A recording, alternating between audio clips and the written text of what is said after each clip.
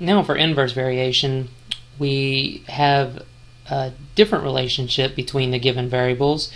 We still have a k, which represents the constant of variation. The only difference is in the format of which we set up the equation, which gives k a very different implication. Basically what happens in inverse variation is that when one value increases, the other value decreases. And so this is different than direct variation. Now, to make that happen mathematically, we set up the equation as x times y equals k.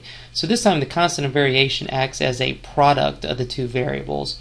And then we can write k as a ratio against either the y or the x, depending on how we need to use the k and or the variables that are given in the problem to solve that. So basically, we need to first of all have the skill of identifying the type of problem we're dealing with. Are we dealing with direct variation, or are we dealing with inverse variation? So that's what sample problem 3 is all about. So go ahead and try to answer sample problem number 3 and then write the function that it models. So give you a second to do that and then come back and check the solution. So if we look at this, the first telltale sign when we're given a list of input and output values, or if we were given a list of ordered pairs, or however you wanted to look at it, the very first thing that I would look for is as this values increase, notice that the y values are actually decreasing. And so whenever you have that, what you're basically looking at is an inverse relationship. Okay? Now, that being the case, if we wanted to model this particular problem, we would have to figure out what k is. And so the easiest way to do that is through any xy pairing, and we just multiply them together to get a value for k. And so if we took 2 times 15 to equal k, that would simply equal to 30. Notice that no matter which pairing that we take, if I did 4 times 7.5, I still get 30.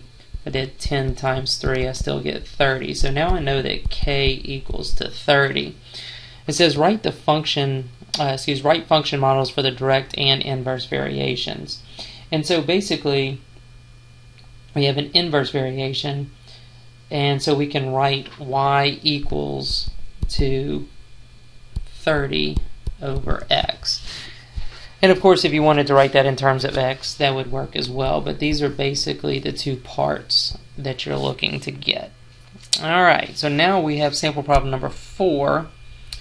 And it's a little different than what we had before, and you might want to use you're going to need your calculator here for a little graphing exercise. But we have an inverse variation, and we want you to write the model for the inverse variation and then see what it looks like from a graphing standpoint. So go ahead and try that now.